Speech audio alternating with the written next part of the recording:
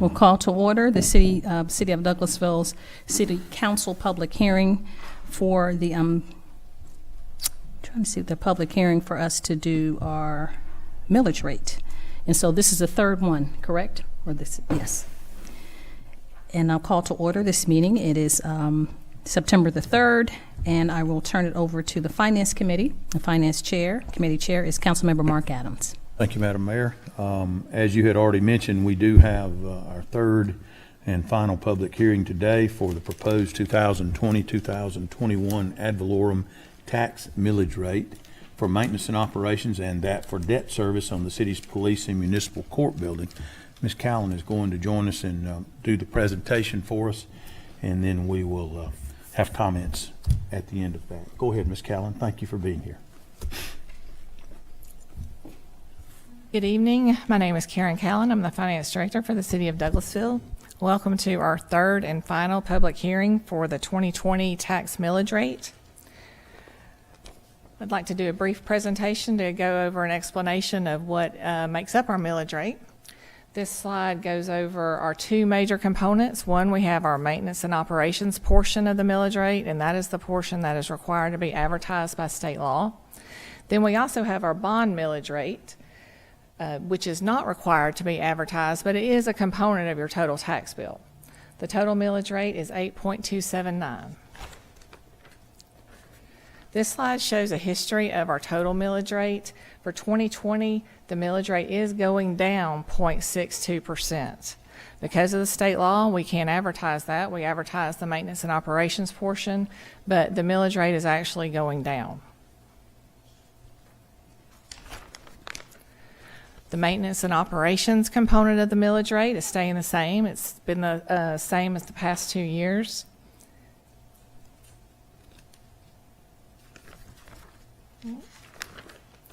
And the bond millage rate is going down to 1.068, which is 4.64% of the bond millage rate from the prior year. And this bond is for the Public Safety Municipal Court building. Our millage rate timeline, we have to budget, our budget is adopted in early June. We don't receive the official tax digest until after the budget is adopted. We then are required by state law to publish the 5-year history, and again, that's just on the maintenance and operations component of the millage rate.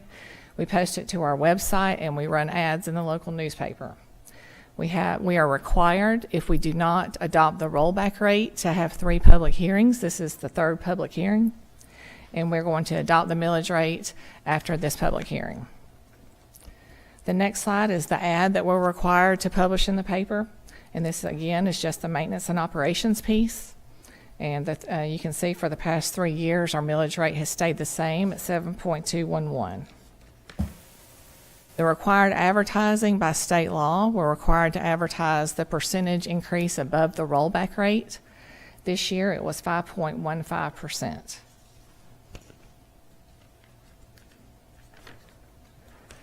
If the millage rate stays the same, then why are we required to advertise a tax increase? This is just a very simple example. If your property value goes up and the rate stays the same, then your property taxes will go up. However, as we've discussed in some of our prior meetings, property values going up in our community is a good thing. We had a very difficult budget this year due to COVID. We had decreases in many of our major revenue sources: hotel motel taxes, business licenses, franchise taxes, our park program revenues, and our municipal court revenue.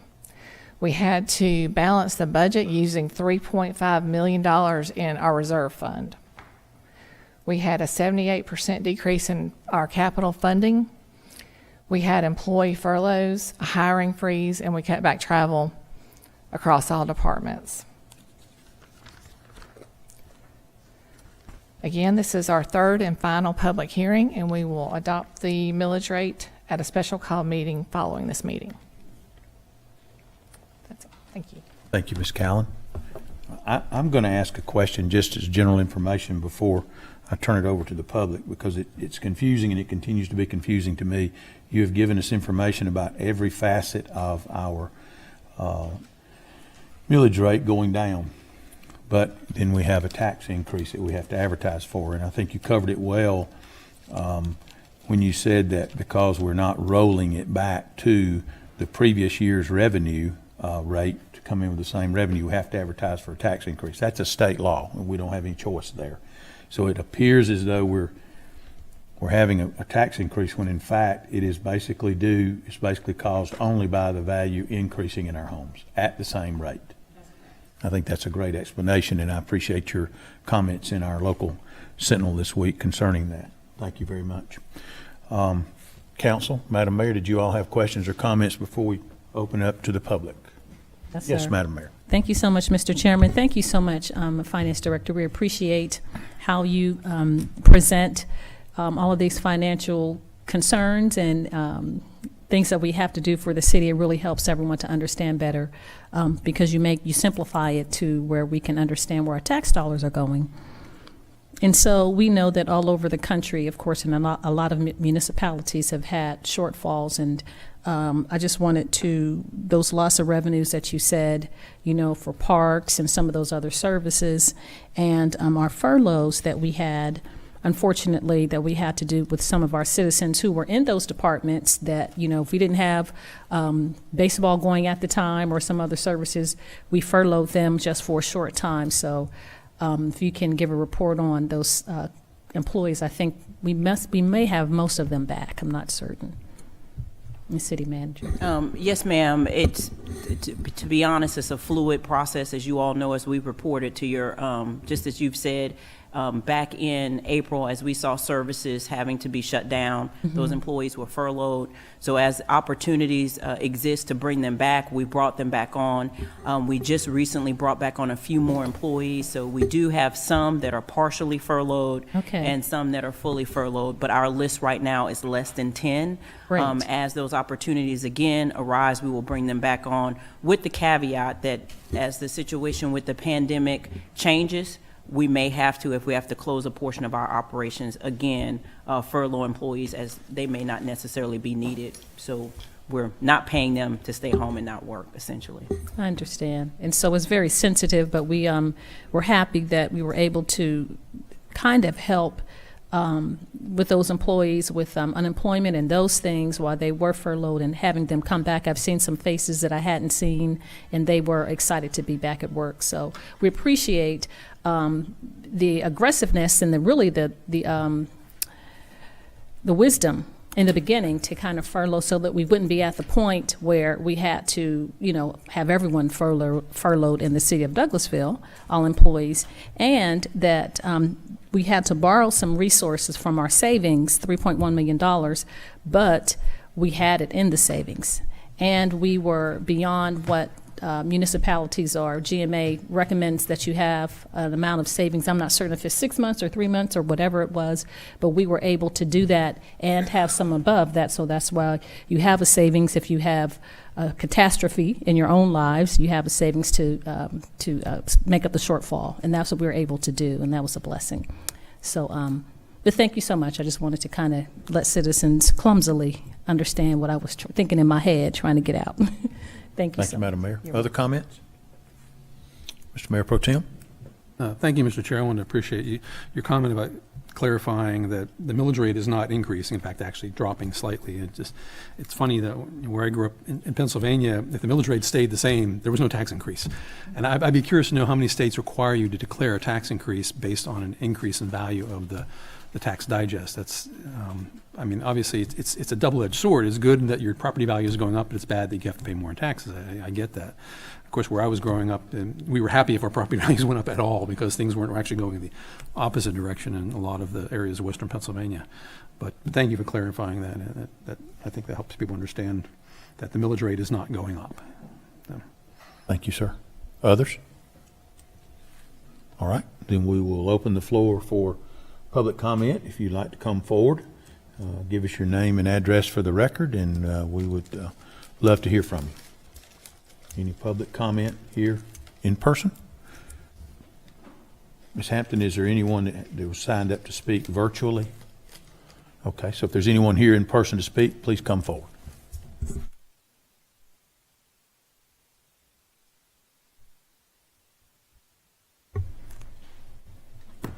this mask. My name's Toby Foster. I live at 8793 Campbellton Street, Douglasville, Georgia. For all intent purposes, I have lived in the city of Douglasville for nearly the entire 50 years of my life. I, believe it or not, am here in support of your increase that you are proposing.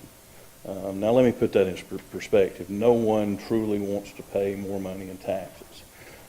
But if you look at the big picture of what's taking place here, as Councilman Miller eloquently said, in Pennsylvania, when the millage rate stayed the same, there was no increase in taxes. We've been fortunate that we have seen the appreciation in real estate over the last couple of years. I've been in the mortgage business for about 30 years, and Lord knows we all remember the financial crisis that we went through and the depreciation in the homes that we had. So it's nice to be coming out on the other end of that.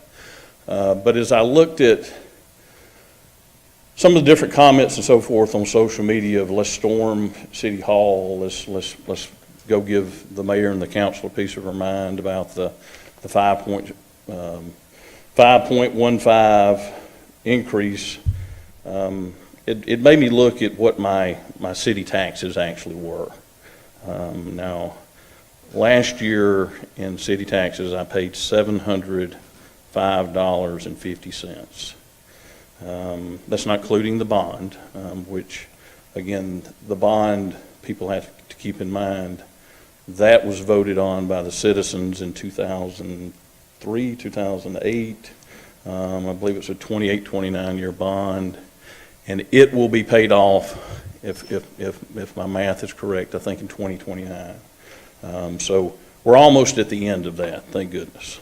But back to my math. So I've got $58 roughly a month that I pay in city taxes. Every week, you guys send by a garbage truck that picks up my garbage. And 2 times a year, you come by and you pick up whatever rubbish that I have there. So I looked at what does average garbage cost per month. Well, that's $20 a month. So knock the $20 off, that brings me down to $38.80 a month. What do I get for that? Well, I've got 7 parks, city parks in the city of Douglasville. I've got Hunter Park, which I would say is probably the crown jewel of the city of Douglasville parks. I've got Willing Workers, which I know is being worked on, and that's going to be more of a green space area for all of the citizens to enjoy. Also have Wortham Park across the tracks there. Jesse Davis, which I know is because of the 92 extension, there's been some tremendous improvements made over there. However, there's many, many more improvements to be made there. Willing Workers, or excuse me, Mill Village. If anyone has seen Mill Village, it has been completely redone and looks spectacular. And then you have Fowler Field, and of course West Pines, which always seems to come up as a hot topic. But again, I remind the citizens that the citizens voted to purchase West Pines in the late 90s. So, you know, there's just 7 different things that I enjoy about the city of Douglasville. Not to mention, which unfortunately, Mayor, I saw your announcement the other night, that we're going to have to cancel the Labor Day parade, which I hate to hear. Yes. But in normal times, Yes, we sir. have 4th of July parade, we have the Labor Day parade, we have the fireworks, which I know we have assistance from others that help pay for that. We have the Christmas parade. You guys did a spectacular job with that last year. The Wednesday wind downs during the spring and summertime, the Taste of Douglasville, chili cook-off. And then speaking of Christmas, when you get around the holidays, you've got a spectacular man that if I had to pay $38 a month, plus I guess the 6 additional dollars a month that's going to be added to my taxes. Greg Roberts and his group put up the beautiful Christmas decorations throughout the city of Douglasville. And of course, from there, you don't even get into the public safety position that you have with the city police department. I know we have Station 10 here downtown, which is Douglas County Fire Department, but we also contribute to that. So there's a lot more to the, as I said the other night, for the city of Douglasville, I know people are on fire about what has happened with the county and the millage rates increase and the tax increase, but they're two different entities, two totally different entities. And what we're looking at is physical responsibility from the city of Douglasville. We're not spending money frivolously on things. We spend money to make things better for the citizens of Douglasville.